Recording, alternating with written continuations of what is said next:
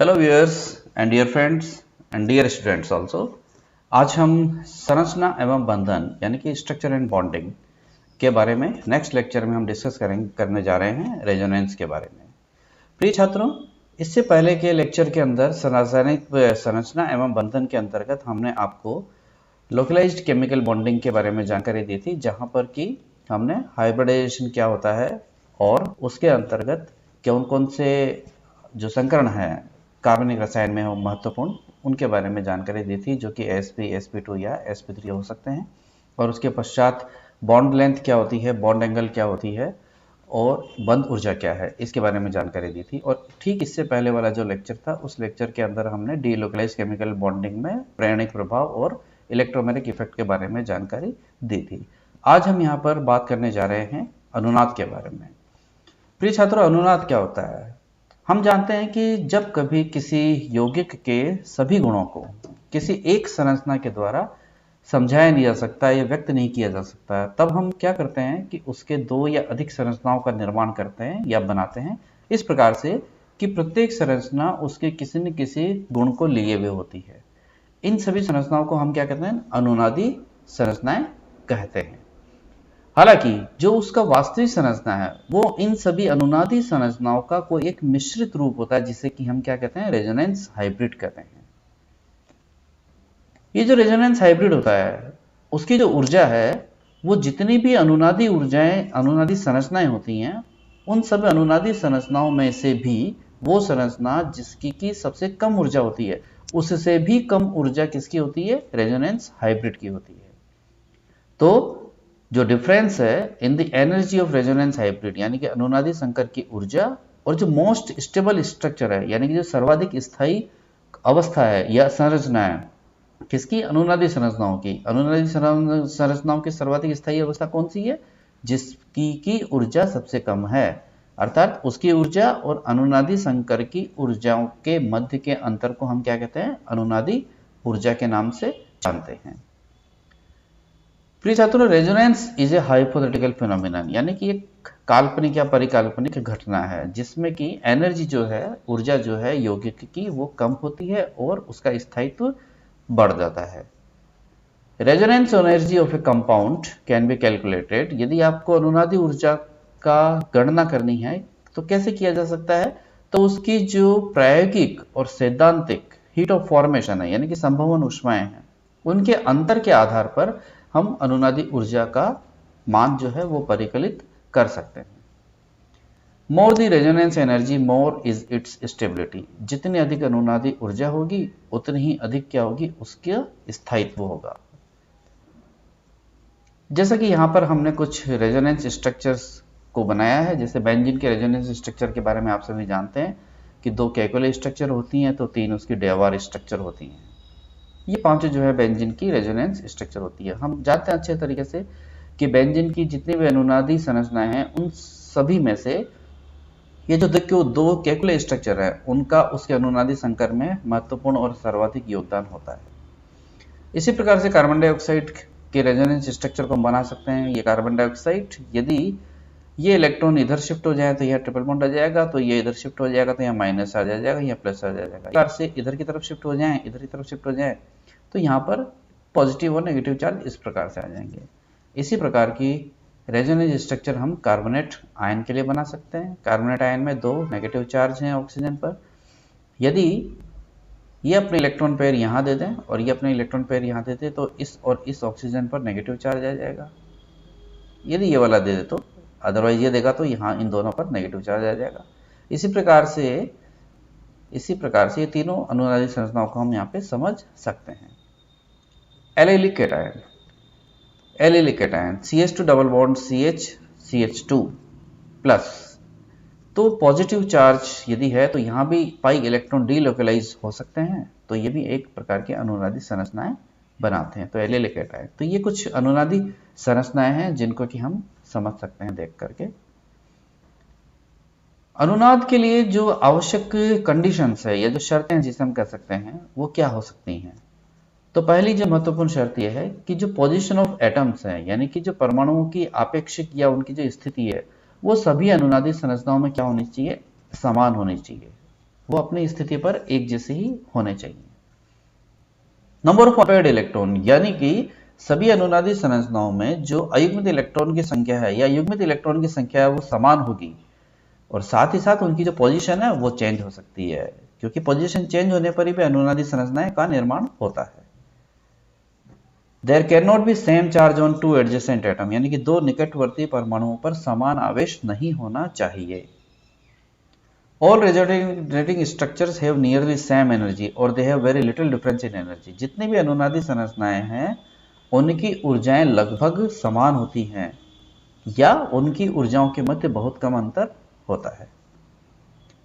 Ionic resonating structure यदि है कोई अनुनादी संरचना जिसमें कि आयंस का फॉर्मेशन हो रहा है, तो सामान्य रूप से क्या होना चाहिए कि यदि कोई विद्युत धनी परमाणु है तो उस पर धनावेश ही होना चाहिए, और यदि कोई विद्युत ऋणी है तो उस पर ऋणात्मक आवेश ही होना चाहिए। जब हम किसी यौगिक के लिए विभिन्न अनुनादी संरचनाओं को लिखते हैं तो उसका एक अनुनादी संकर का निर्माण होता है, तो उस अनुनादी संकर में इन सभी अनुनादी संरचनाओं का एक निश्चित योगदान होता है। तो ऐसी कौन सी अनुनादी संरचनाएं हैं जो कि उस अनुनादी संकर में अपना योगदान देती हैं, उसके लिए क्या क्या आवश्यक शर्तें हैं वो हम यहाँ पर देखते हैं। यानी कि contribution of resonating structure in resonance hybrid, यानी कि एक अनुनादी संकर में कौन सी अनुनादी संरचनाएं होंगी जिनका की योगदान महत्वपूर्ण होगा। ऐसी संरचनाएं जिसमें कि सभी परमाणु एक ही तल में उपस्थित हों, क्योंकि परमाणुओं के एक ही तल में उपस्थित होने पर इलेक्ट्रॉन्स का जो डीलोकलाइजेशन है वो आसान होगा। कैसे? इस प्रकार से हम देख सकते हैं यहाँ पर ये जो विनाइल क्लोराइड है, इसमें यदि क्लोरीन के ऊपर जो लोन पेयर है, यदि ये क्लोरीन इस तल में यदि नहीं हो तो ये इलेक्ट्रॉन्स यहाँ पर शेयर ही नहीं किए जा सकते हैं, तो यहाँ रेजोनेंस संभव नहीं है। अब चूंकि एक ही प्लेन में है इसलिए जो लोन पेयर है वो यहाँ पर आसानी से आ सकते हैं, यहाँ पर आसानी से आ सकते हैं, तो अनुनाद संभव हो गया। इसी प्रकार से those structures which has more covalent bond, यानी कि ऐसी संरचनाएं जिनमें कि अधिकतम क्या हो, सहसंयोजी बंध हो, उनका अनुनादी संरचनाओं में योगदान अधिक होता है। जैसे कि 1,3-बीटाडाइन की हमने नीचे स्ट्रक्चर लिखी हुई है, तो उनमें जो स्ट्रक्चर 1 है उसका योगदान ज्यादा होगा। कैसे? इस प्रकार से नंबर 1 स्ट्रक्चर में 2, 3, 4, 5 सहसंयोजक बंध है, जबकि नंबर 2 में 1 + 2 3 + 1 4। इसी प्रकार से यहाँ पर भी 4 कोवेलेंट बॉन्ड है।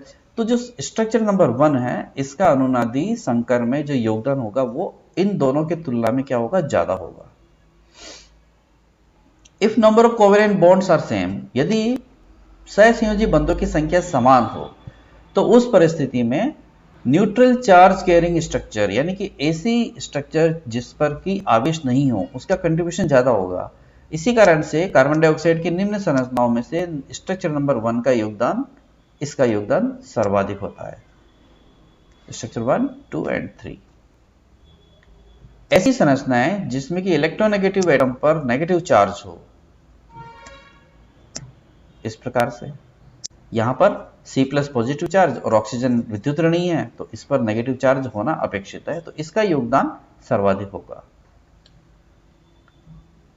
Structure with opposite charge on two adjacent atom, यानी कि दो निकटवर्ती परमाणुओं पर समान आवेश नहीं होना चाहिए। Same resonating structures are more important, यानी कि ऐसी अनुनादी संरचनाएं जो लगभग समान होती हैं उनका योगदान ज्यादा होता है, क्योंकि उनकी ऊर्जाएं जो है क्या होती हैं, लगभग समान होती हैं।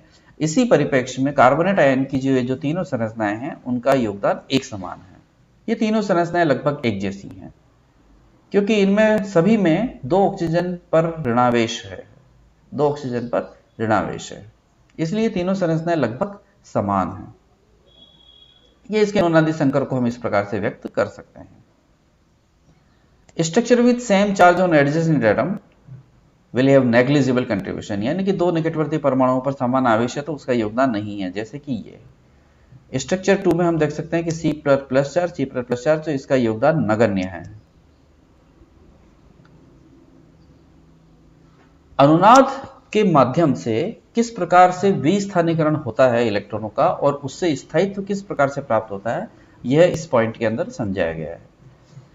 हम जानते हैं कि जो पाई इलेक्ट्रॉनों का जो फैलाव है किसी भी अणु के अंदर अनुनाद के माध्यम से एक प्रकार से विस्थानीकरण का उदाहरण है। विस्थानीकरण का मतलब इलेक्ट्रॉनों का अपने स्थान से इधर उधर की तरफ शिफ्ट होना, और यदि वो अनुनाद के माध्यम से होता है तो हम उसे कहते हैं कि pi electron spreading due to resonance is an example of delocalisation. This delocalisation is known as resonance effect. इस विस्थानीकरण को हम अनुनाद प्रभाव कहते हैं या संयुग्मन प्रभाव कहते हैं। इस प्रभाव के कारण क्या होता है कि जो इलेक्ट्रॉन घनत्व है वो किसी एक स्थान पर कम होता है तो दूसरे स्थान पर इलेक्ट्रॉन घनत्व बढ़ जाता है उसी अणु में। This effect depends mainly on the overlapping of the participating orbital in resonance, यानी कि अनुनाद में भाग लेने वाले जो दो कक्षक हैं जो कि अतिव्यापन में भाग ले रहे हैं उन पर इसका प्रभाव जो है वो निर्भर करेगा। ये दो प्रकार से हो सकता है। पहला पाई पाई बॉन्डेड कॉन्जुगेट सिस्टम, यानी कि ऐसे तंत्र जिनमें कि पाई पाई इलेक्ट्रॉन सिस्टम पाया जाता है। This type of resonance found in conjugated diene, यानी कि संयुग्मन तंत्र लिए हुए जो डाई-इन होती हैं वहां पर, और बेंजीन सिस्टम में जहां पर कि पाई इलेक्ट्रॉन डीलोकलाइजेशन जो है स्प्रेड होता है पूरे एंटायर मॉलिक्यूल पर, पूरे अणु पर।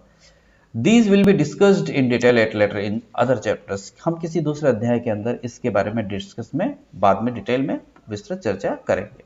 यहाँ हमने एग्जाम्पल के तौर पर दिया हुआ यहाँ पर जैसे 135 हेक्साट्राईन है, ये 135 यदि हेक्साट्राईन है तो ये आसानी से पाई इलेक्ट्रॉन यहाँ पर इधर, यहाँ इधर और ये यहाँ इधर, तो ये पूरे मॉलिक्यूल के ऊपर ये जो पाई इलेक्ट्रॉनों का डीलोकलाइजेशन है वो फैल जाता है, जो कि पाई पाई बॉन्डेड कॉन्जुगेटेड सिस्टम का एक एग्जांपल है। इसी प्रकार से बेंजीन में हम जानते ही हैं कि बेंजीन में तीनों पाई इलेक्ट्रॉन जो हैं वो पूरे 6 कार्बन के ऊपर फैल जाता है। इसका जो दूसरा टाइप है वो है पाई बॉन्ड पी ऑर्बिटल, यानी कि जब कभी पाई बॉन्ड के कॉन्जुगेशन में कोई पी ऑर्बिटल आ जाए तो जो पाई इलेक्ट्रॉन है वो इस पी ऑर्बिटल के अंदर क्या हो सकता है, ट्रांसफर हो सकता है या ओवरलैपिंग हो सकती है। इसके बेस्ट एग्जांपल है vinylic and allylic system have such type of delocalization and via resonance. इसकी भी व्याख्या हम डिटेल में बाद में करेंगे। अभी यहाँ एग्जांपल के तौर पर हम देख सकते हैं कि ये विनाइल क्लोराइड, तो हम देख सकते हैं कि जो लोन पेयर है वो यदि यहाँ से इधर की तरफ शिफ्ट हो जाए तो हम देख सकते हैं यहाँ पर ये नेगेटिव चार्ज, ये प्लस चार्ज। इसी प्रकार से एलाइलिक सिस्टम के अंदर यदि आप देखोगे तो यदि ये हेलोजन का रिमूवल हो गया तो आप देख सकते हो कि ये इलेक्ट्रॉन यहाँ शिफ्ट हो गया, इधर की तरफ शिफ्ट हो गया, तो ये रेजोनेंस हो गया। तो पाई इलेक्ट्रॉन यहाँ पर पी ऑर्बिटल पर ओवरलैपिंग के द्वारा क्या कर गए, ट्रांसफर कर गए, तो डीलोकलाइजेशन हो गया, जिसे कि हम pi bond P orbital conjugated system की कैटेगरी के अंदर इसे हम रख सकते हैं। नेक्स्ट, अनुनाद के पश्चात अब हम यहाँ पर बात करेंगे हाइपर कॉन्जुगेशन यानी कि अति संयुग्मन प्रभाव के बारे में, जिसे कि बेकर नाथान इफेक्ट भी हम कह सकते हैं या जिसे हम नो बॉन्ड रेजोनेंस के बारे में भी के नाम से भी जानते हैं। यह भी एक प्रकार का विस्थानीकरण का उदाहरण है जिसमें कि सिग्मा इलेक्ट्रॉन ट्रांसफर्स होता है, यानी कि जो सिंगल बॉन्डेड वाले जो इलेक्ट्रॉन है जिसे कि हम सिग्मा इलेक्ट्रॉन के नाम से जानते हैं उनका विस्थानीकरण होगा और अनुनाद प्रभाव होगा। इसे हम क्या कहते हैं, अति संयुग्मन, हाइपर कॉन्जुगेशन। यहां पर सिग्मा पी, सिग्मा पाई या सिग्मा पी ऑर्बिटल ओवरलैप होता है जो कि अनुनाद में क्या करते हैं, पार्टिसिपेट करते हैं। इसीलिए इसे हम सिग्मा रेजोनेंस के नाम से भी जानते हैं। Hyper conjugation is also a permanent effect, यह भी एक प्रकार का क्या है, स्थायी प्रभाव होता है। तो सबसे पहले हम ले रहे हैं यहाँ पर सिग्मा पाई हाइपर कॉन्जुगेशन, यानी कि एक तो होगा हमारे यहाँ पर सिग्मा ऑर्बिटल जिसमें कि क्या होंगे, हमारे सिग्मा इलेक्ट्रॉन होंगे, और उसके कॉन्जुगेशन में क्या होगा, पाई सिस्टम अवेलेबल होगा, जिससे कि जो ओवरलैपिंग है या जो रेजोनेंस है वो आसानी से संभव हो पाएगा। हम अच्छी तरीके से जानते हैं कि जो प्लस आई इफेक्ट होता है एल्किल ग्रुप का वो इस क्रम का होता है, यानी कि जो तृतीयक है एल्किल उसका प्लस आई इफेक्ट द्वितीयक से अधिक और द्वितीयक का प्राथमिक से अधिक और प्राथमिक का मिथाइल से अधिक होता है। लेकिन जब यही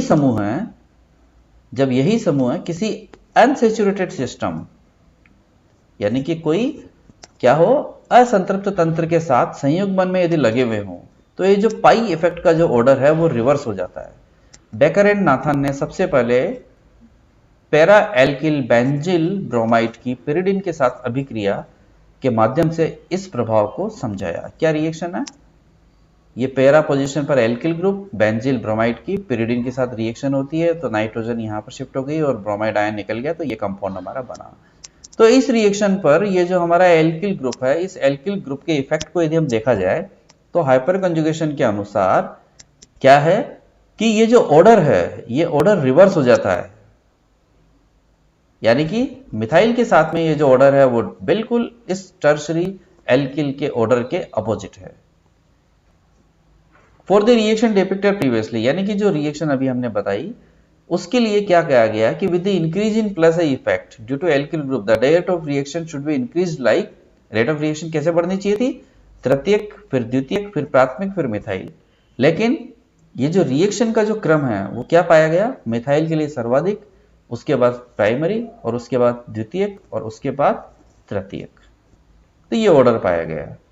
अब क्यों होता है ऐसा, उसके लिए यहां पर क्या बताया गया कि बेकर और नाथान ने बताया कि जो CH बॉन्ड है जो कि किसके साथ संयुग बंध में है, अनसैचुरेटेड सिस्टम के साथ संयुग बंध में है, तो वहां पे क्या होता है कि जो सिग्मा इलेक्ट्रॉन है CH के, वो पार्टिसिपेट करते हैं संयुग बंध में, और अपने जो सिग्मा इलेक्ट्रॉन है वो सिग्मा इलेक्ट्रॉन को क्या करेंगे, ट्रांसफर कर देंगे असंयुग्म तंत्र में। इसीलिए इसे हम क्या कहते हैं, सिग्मा पाई कॉन्जुगेशन। इसे हम यहां पर और आसानी से समझ सकते हो कि जैसे ये आपका एक CH सिग्मा इलेक्ट्रॉन और ये पाई सिस्टम जो कि इसके संयुग बंध में उपस्थित है, इन्होंने अपने इलेक्ट्रॉन यहां दे दिए और इसने अपने इलेक्ट्रॉन यहां दे दिए, तो H plus as a no bond के तौर पर रह गया और अपने इलेक्ट्रॉन ये यहां पर इधर शिफ्ट हो गए।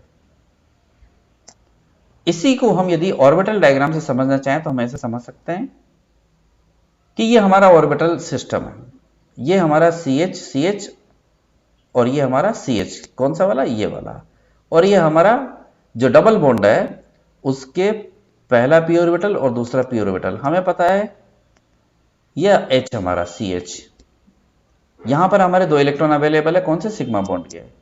इसी प्रकार से हमारे p के पाई के ये 2 इलेक्ट्रॉन अवेलेबल है यहां पर, और ये तो ये जो इलेक्ट्रॉन है वो इस प्रकार से क्या करेंगे, ये ओवरलैपिंग कर गए, ये ओवरलैपिंग कर गए। तो यहां से क्या हुआ, यहां पर सिग्मा पाई ओवरलैपिंग हो गया, और इसे ही हम क्या कहते हैं, अति संयुग्मन प्रभाव के नाम से जानते हैं। तो इसकी जो अनुनादी संरचनाएं हैं उसे हम कैसे समझें, तो हम प्रोपीन का एग्जांपल देकर के यहां समझ सकते हैं कि यदि प्रोपीन है जिसमें कि इस पाई सिस्टम के अल्टरनेट पोजीशन पर हमारे यदि CH अवेलेबल है, तो इसने अपने बॉन्ड इलेक्ट्रॉन यहां दे दिए, तो ये तो एज ए नो बॉन्ड यहां पर कनेक्टेड है।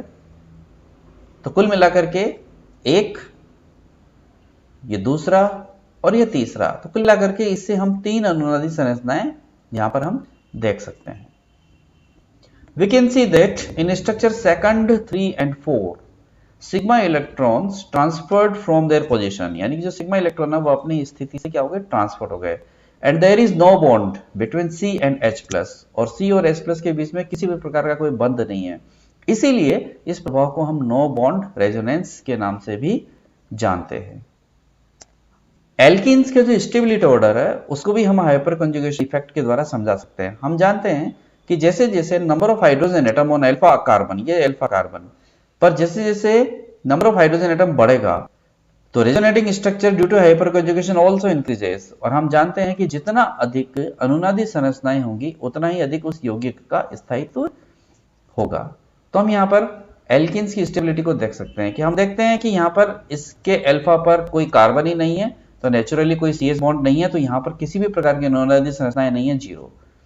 यहां हम देख सकते हैं कि एक अल्फा कार्बन है जिस पर 3 हाइड्रोजन है, तो 3 अनुनादी संरचनाएं संभव है। इसी प्रकार से एक यहां पर अल्फा, एक यहां पर अल्फा, और दोनों पर कुल मिलाकर के 3 और 3 6 हाइड्रोजन, तो 6 अनुनादी संरचनाएं। तो इसका मतलब इसका जो स्थायित्व है वो अति संयुग्मन प्रभाव के माध्यम से इन दोनों की अपेक्षा अधिक होगा। Resonance stabilisation due to hyperconjugation in toluene, toluene के अंदर किस प्रकार से हम समझें उससे भी हम यहां पर व्यक्त कर सकते हैं। जैसे टोलुइन है, टोलुइन यानी कि बेंजीन रिंग पर CH3 समूह है, तो बेंजीन के डबल बॉन्ड के अल्टरनेट पोजीशन पर ये CH सिग्मा सिस्टम अवेलेबल है। इसने अपने इलेक्ट्रॉन यहां दिए, यानी कि इस CH ने अपने इलेक्ट्रॉन यहां दिए, तो ये रेजोनेंस इस बेंजीन रिंग सिस्टम के अंदर स्प्रेड हो गया। नेगेटिव चार्ज इसने अपने इलेक्ट्रॉन यहां दिए, इसने यहां दिए, तो नेगेटिव चार्ज ये स्प्रेड हो गया था। कुल मिलाकर के एक CH के अब बेंजीन के पाई सिस्टम के साथ हाइपर कंजुगेशन इफेक्ट दर्शाने से कुल मिलाकर के 3 क्या मिली, रेजोनेटिंग स्ट्रक्चर मिली। तो टोलुइन में कुल मिलाकर के 3 CH सिग्मा सिस्टम अवेलेबल है। तो जब एक CH से हमें यहाँ पर क्या मिल रहे हैं, 3 स्ट्रक्चर, तो 3 CH से कितने मिलेंगे, टोटल 9 स्ट्रक्चर्स। इसी प्रकार से यदि आप यहाँ पर इथाइल कर दो, यानी कि CH2 और फिर CH3 कर दो, तो 2 हाइड्रोजन हो जाएंगे, तो हमें कितने मिलेंगे, 6 स्ट्रक्चर। यदि आप यहाँ पर आइसोप्रोपाइल कर दो, यानी कि CH और फिर CH3 होल्टाइज, तो इस कार्बन पर केवल एक ही CH होगा, तो कितने स्ट्रक्चर मिलेंगे रेजोनेंस, सिर्फ 3 स्ट्रक्चर मिलेंगी। और यदि आप टर्शरी ब्यूटिल कर दोगे तो इस C पर एक भी कार्बन नहीं है, सिर्फ तीनों मिथाइल है, तो वहां पर कोई भी रेजोनेटिंग स्ट्रक्चर नहीं मिलेगी। ये सब चीजें हमने यहाँ पर लिखी हुई हैं। For ethyl benzene only 2 hydrogen atom participate in hyperconjugation, so there can be 6 resonating structure, and for isopropyl only 1 hydrogen atom participates, so only 3 resonating structures possible. For tertiary butyl benzene, no resonance structure due to hyperconjugation will be observed. Clear? Second category of hyperconjugation, sigma p hyperconjugation. अब यहां पर क्या है कि जो sigma system है उसकी conjugation में कोई p ऑर्बिटल अवेलेबल है जो कि क्या कर सकता है, रेजोनेंस में पार्टिसिपेट कर सकता है। तो कैसे होगा, explained by the example of ethyl free radical and ethyl carbonium ion. ये ethyl free radical and ethyl carbonium ion.